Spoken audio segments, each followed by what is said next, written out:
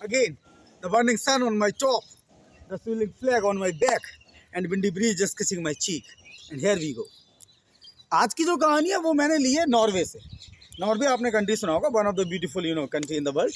Norway में अगर आपको वहाँ की ब्यूटी देखना है तो आप जाके पहले सनराइज देखिएगा। Sunrise and sunset are the two most important thing about Norway.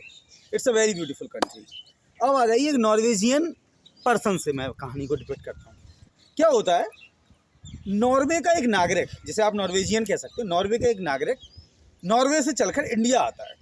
और जब वो इंडिया आ रहा होता है ना, बाई शिप या by any means of transportation like aeroplane, तो वो एक्चुअली इंडियन पुलिस उसको धर लेती है। इंडियन पुलिस उस पर चार्ज कर देती है, क्योंकि इंडियन पुलिस को उस पर डाउट था कि ये कुछ डाउटेड पर्सन है, और होता भी सही है। जब वो पकड़ा जाता है तो उसकी जब तहकीकात की जाती है, उसको इन्वेस्टिगेट किया जाता है, उसको सर्च आउट किया जाता है, तो उसके हाथ से निकलती है ड्रग्स आप समझते हो, जिसमें स्मैक भी आ जाता है, जिसमें पाउडर भी आ जाता है। I don't know what it is actually, but मैंने जहाँ तक देखा है फिल्मों में, it is just whitest powder.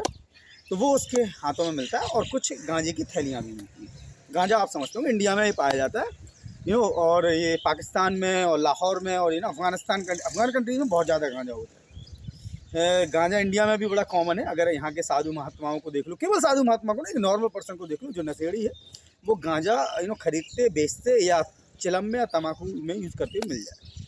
तो जब उस नॉर्वेजियन को धरती है ना इंडियन पुलिस, तो उसको सीधा कर देती है जेल।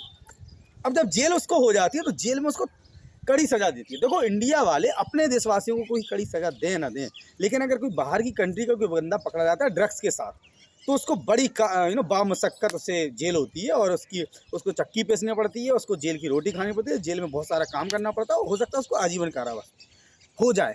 तो उस नॉर्वेजियन पर्सन के साथ भी यही करती है इंडियन सुप्रीम कोर्ट, कि सुप्रीम कोर्ट उस नॉर्वेजियन पर्सन को बामशक्कत कड़ी सज़ा देती है और आजीवन कारावास देती है।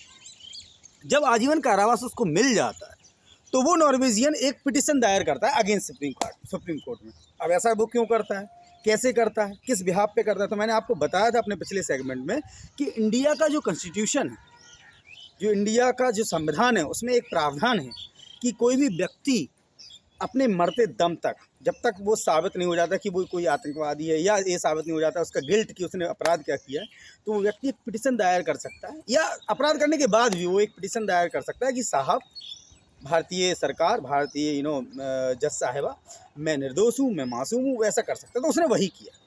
जो उसने पिटिशन दायर की, तो उसने लिखा उसमें कि सर मैं कन्फेस करना, नो सर, मैं चाहता हूँ कि मेरे को मेंटली फिजिकली हील किया जाए, मेरे को किसी हील सेंटर भेज दिया जाए। और सुप्रीम कोर्ट आदेश दे देती है, क्योंकि सुप्रीम कोर्ट को क्या चाहिए कि चाहे नॉर्वेजियन हो, चाहे वो कंट्री के किसी भी कंट्री का बंदा हो या इंडियन हो, अगर ये सुधर सकता है तो उसको सुधारो। जब उसको हीलिंग सेंटर भेज दिया जाता है, तो वहाँ उसको पता क्या कहा जाता था?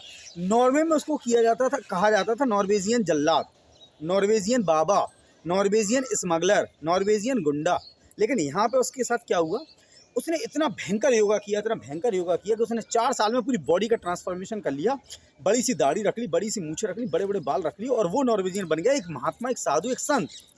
अब आप जरा खूबसूरती देखना भारतीय कला की, भारतीय इतिहास की, भारतीय हीलिंग सेंटर्स की, भारतीय स्पिरिचुअलिटी की, वो आप जरा देखना, अभी आगे मैं ऐड करूँगा। तो जब उसने ऐसा किया तो सुप्रीम कोर्ट ने देखा कि ये बंदा तो सुधर गया, तो सुप्रीम कोर्ट ने उसको एक और चांस दिया। वो चांस क्या दिया? कहा कि इस बंदे को ऐसा करिए, इस बंदे के लिए जो अभी नॉर्वेजियन जो प्राइम मिनिस्टर आ रहे हैं, उसी दौरान, ये बात शायद 2000 अभी मतलब 19 के आसपास के, मोदी जी उस समय गवर्निंग पावर में थे और हैं।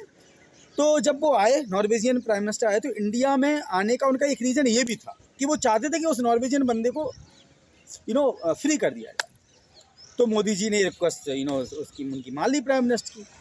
तब इसका मैसेज क्या हुआ, उसको छोड़ दिया गया, उस नॉर्वेजियन बंदे को भारतीय जेल से रिहा कर दिया गया और नॉर्वे भेज दिया गया। अब इससे वर्ल्ड में पता क्या मैसेज पहुंचा?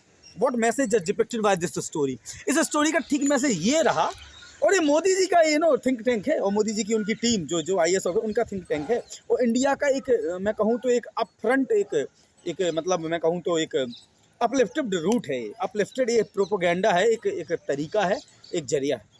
इससे पूरे वर्ल्ड को ये मतलब मैसेज मिला कि भारत में अगर कोई जल्लाद भी क्यों ना पहुंच जाए, भारत में कोई आतंकवादी ही क्यों ना पहुंच जाए, भारत में कोई नरसंहार करने वाला मैस्करर क्यों ना पहुंच जाए, कत्लेआम करने वाला कोई खतरनाक डाकू डकैत आतंकवादी ही क्यों ना पहुंच जाए, लेकिन भारतीय संस्कृति और सभ्यता में ये स्पिरिचुअलिटी है, ये ताकत है कि यहाँ पर जल्लाद को भी इंसान बनाया जा सकता है। तो मेरा बस यही मैसेज है आपको कि अगर आप भारत में रह रहे हैं या भारत में आना चाहते हैं या भारत के कंट्री मतलब सिविलाइजेशन को या कल्चर को प्यार करना चाहते हैं तो आइए, you are most welcome. We welcome you all as our respected guest.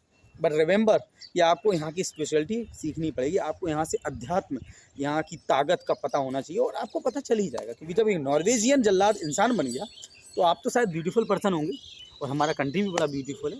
Thanks to you people. Keep watching, keep learning, keep changing, do your label best, and remember, India is incredible, and whosoever wants to come over here, he will be cherished, he will be loved by us, and he will be cared by us. Thank you very much. Love to our country, love to our nation, and love India also. I love my India. Thank you very much.